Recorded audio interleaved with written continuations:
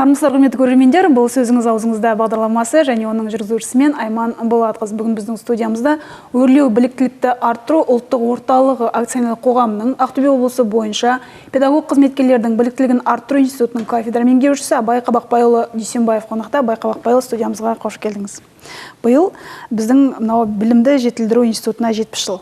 Мерейтой үлкен, құттықтаймыз сіздердің ұжымыңызды, біздің ұжымымыздың атынан, жалпы ақтөбеліктер атынан.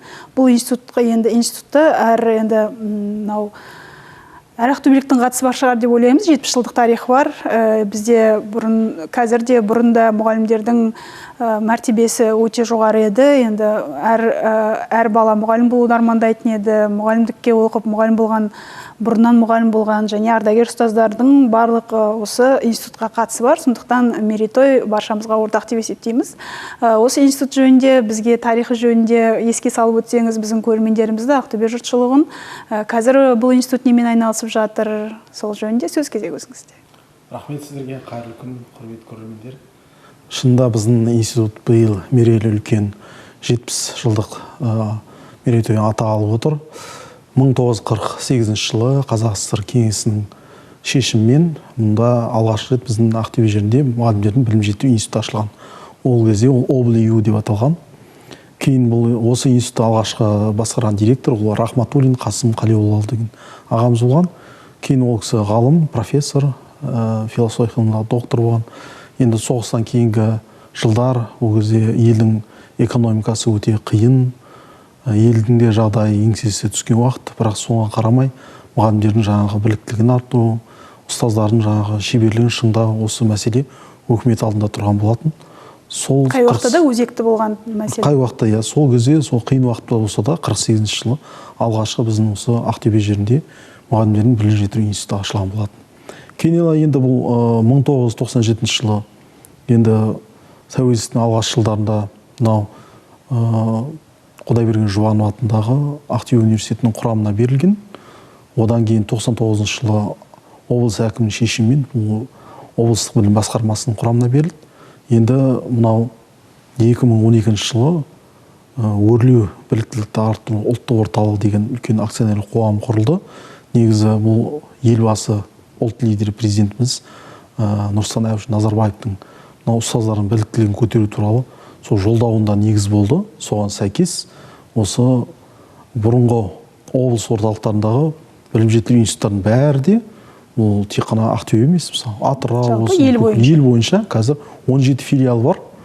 Осы өрлеу біліктілік ұлттық орталығы деген үлкен орталыққа айналып, осындай бүкіл облыстарда қазір уақытта мына ұстаздардың орта білім беру жүйесі, енді Алматыдағы орталығында онда жоғары оқу орнының ұстаздары, содан кейін орта арнаулы колледждер, одан кейін бүкіл білім беру жүйесіндегі педагог кадрлардың біліктілігін арттырумен айналысады.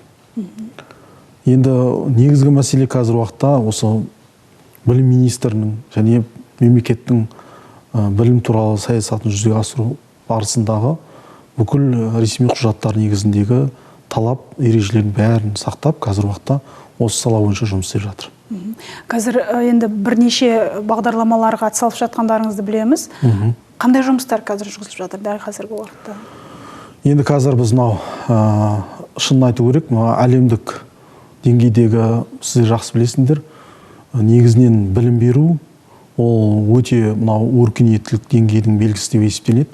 Сондықтан да өркениет көштен қалмау үшін бізде қазір осы салада робототехника, STEM білім беру жүйесі, одан кейін жаңартылған білім беру мазмұны, критериалды білім беру, осы бағыттар бойынша қазір институттың негізгі жүйе әлі жетілдіріледі.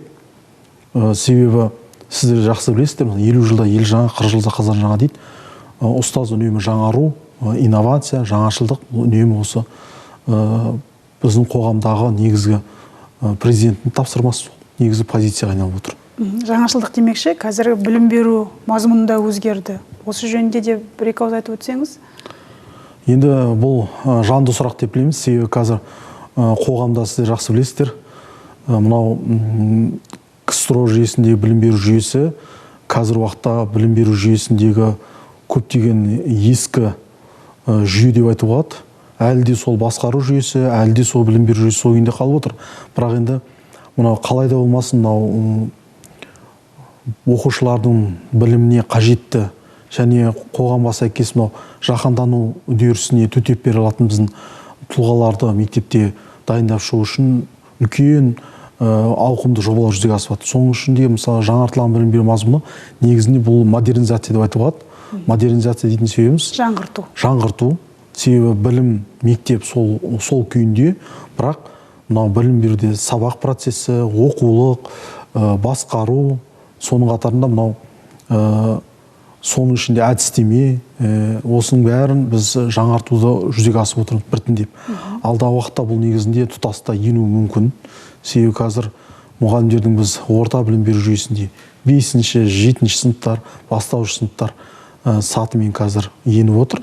Алдағы уақытта олар енді 8, 9, 10, 11 осы президенттің анау жолдауында айтып өтті.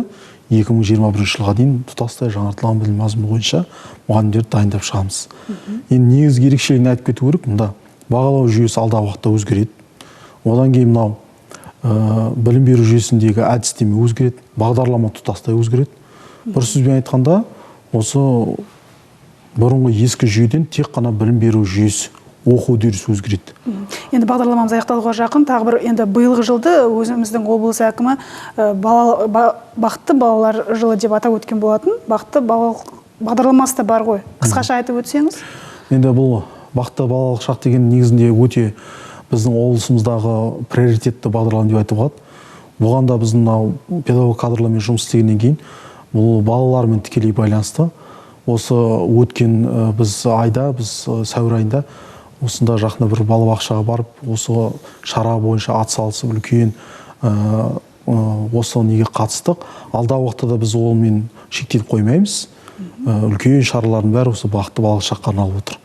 Демек, біздің бағдарламамыз, бүгінгі сұхбатымыз әрмен қарай жалғасады, жалғасын табады. Жаңалықтар күтеміз, тек қана жағымды жаңалықтар, еңбектеріңізге жеміс тілейміз. Рахмет сізге, сәттілік. Құрметті көрермен, бізге бөлген уақыт осымен өз мәресіне жетті. Студиямызға келіп, сұрақтарымызға жауап берген өрлеу біліктілікті арттыру ұлттық орталығы акционерлік қоғамының Ақтөбе облысы бойынша педагог қызметкерлердің біліктілігін арттыру институтының кафедра меңгерушісі Абай Қабақбайұлы Дүйсенбаев. Бүгінге осы амандықта жүздескенше.